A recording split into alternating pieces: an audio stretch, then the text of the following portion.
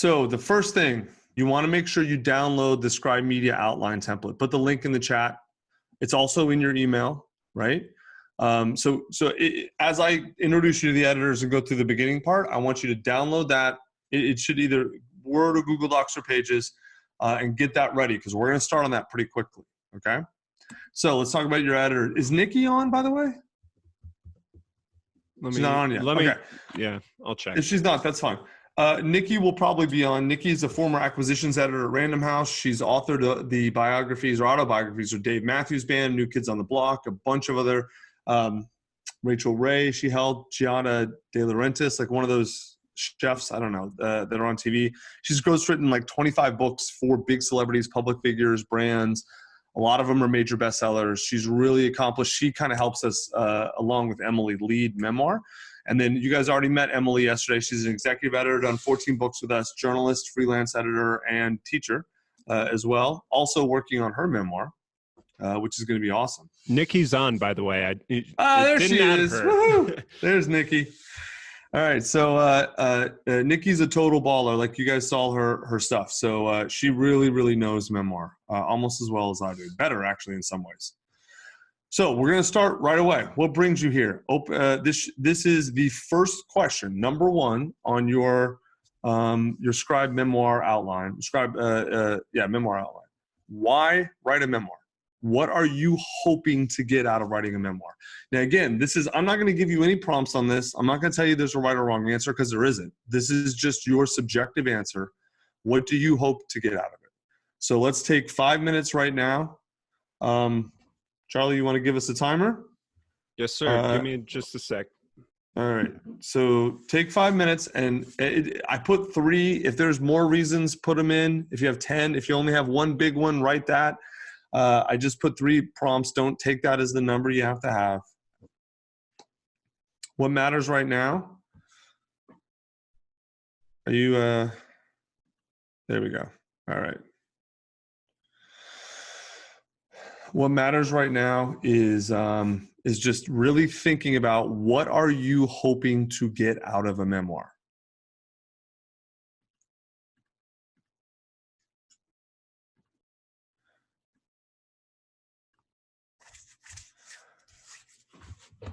If you know for sure and you've already finished, feel free to post your answers in the chat. We'll read some of those. And this is, again, a lot of the guided author stuff or the knowledge share book stuff, the first 2 days, we were critiquing your answers to help you improve them. There's no critique on this answer. It's very subjective, although some people may find some things where I'm like, no, that's not going to work well. But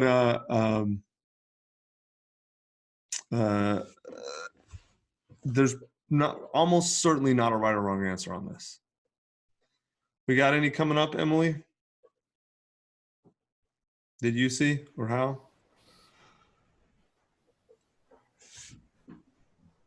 You should be able to open the chat too, Tucker, in case. Yeah, I don't want to get in there. Oh, okay. All right, let's see.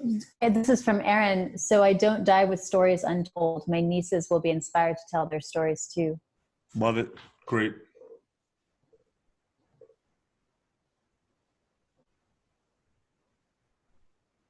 I'm writing a memoir to understand my past better. That's a fantastic reason to write a memoir. We're going to really dive into that in about 10 or 15 minutes.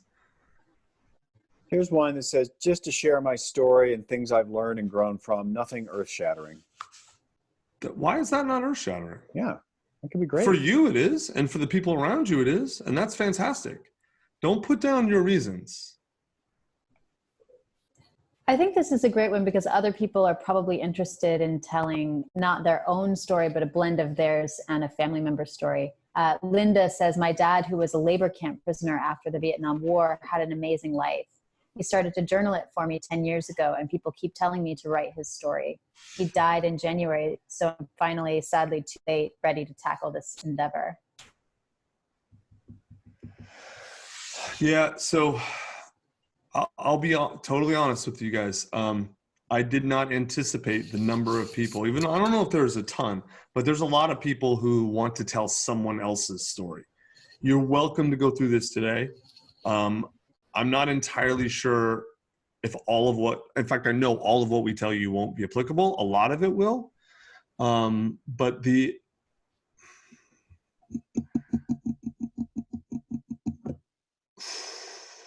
there's a lot of problems that come with telling someone else's story. Let's deal with this. Those of you who are wanting to write a biography for someone else, come to the Q&A tomorrow as well. You're more than welcome to say this whole time. Come to the Q&A tomorrow and ask me questions about biographies, because I'm going to tell you, I'll go into that then. It's not things you can't overcome, just there's things to think about. This is one from Carla. Help other people with a narcissistic mother like me, make my behavior understood by my acquaintances and relatives, and get to know myself better. All great. Doable.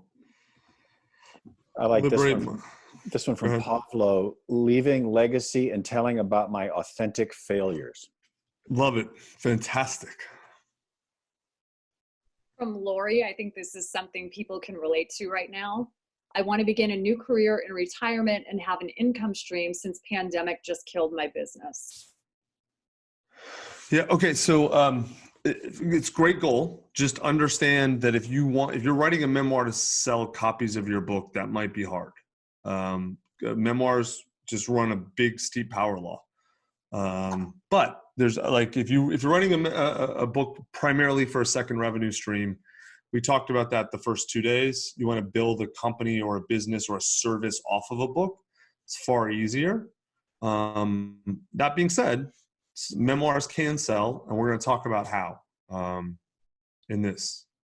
To add on a little bit there, though, I do feel like in a transition like that, there's still a lot of value in writing a memoir as you move away from one phase into another one. Absolutely. Not as a second income stream. So we're going to talk about the value of writing a memoir. Okay, cool. So let's talk about expectations now for this workshop. This is a one-day workshop. We're going to go pretty quick. Now, don't be surprised if you feel waves of emotion, right? Shame, anger, guilt, sadness, joy, relief. A lot of you talked about you want to write this book to understand yourself better, which I honestly think is the best reason to write a memoir. And if you're doing it for anything related to that reason, understanding yourself or learning about yourself or expressing yourself, uncovering your truth, all of those things, the process, I've been on a 10-year therapeutic journey. I am writing the book about that right now.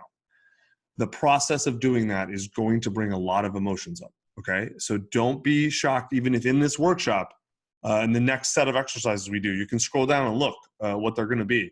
Don't be shocked if they bring up a lot of emotions. Now, if they do, you don't need to apologize for feeling those emotions. You don't need to feel shame or judgment.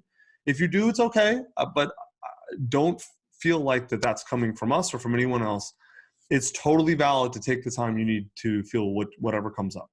In fact, for some of you, even during this process, you may get some very intense waves of emotion come up. If that's the case, feel free to step away for a while. We're recording this. This will be posted on the website. You'll be able to come back to it if you need to.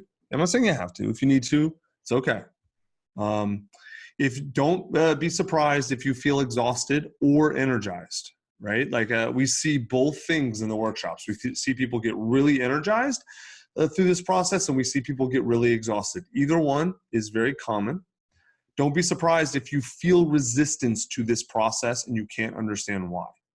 So I can really explain this deeper on the Q&A. In fact, Taylor, put notes in here. I should probably explain resistance. I should have a set of slides on resistance. I talked about this yesterday. Basically, what's happening is there's a part of your brain, call it the protective ego. Its job is to keep you the same. Right. And so again, there's a great book about this called The War of Art. It's mainly geared toward writing as a profession, but the underlying idea is the same. It's resistance to change. Right. And so if you feel a lot of resistance, and it can express as confusion.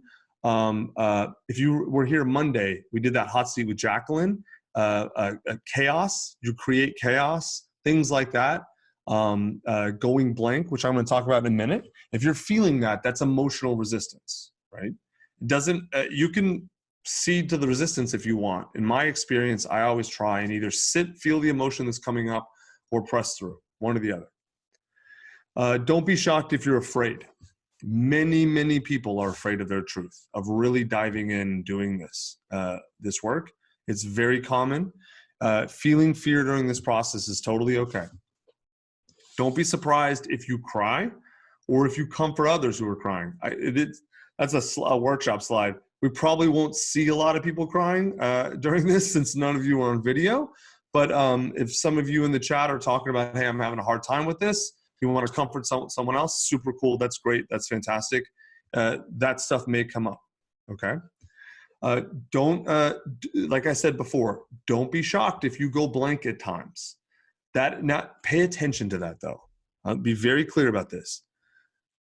Going blank is your body's way of telling you that it's emotionally overwhelmed, right? So if you find yourself sitting, staring at the screen, everything's tuned out, you're tuning it out.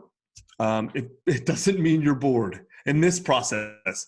Other things, maybe you are, but in this process, it does not mean you're bored. Probably what that means is that your body is sending you a signal. Listen to it, right? What I like to do in those situations is I will take a step back and ask myself, what emotion am I blocking or shutting down or going blank on? For me, a lot of times it tends to be fear. And so I've got to really step back and give myself permission to feel that so I can actually feel it and then let it go, which is how you process it. Don't be shocked if this is easier than you thought it would be. A lot of times people create these boogeymen in their heads that are way, way bigger than the reality, right? So a lot of you, when Charlie was like, post what you learned the last 2 days, if you were on, a lot of you said, I learned that I can actually write a book. You had this boogeyman in your head that it was super hard, and it is difficult, make no mistake about it, but now you realize, oh, this is a process and I can do it, right? All right.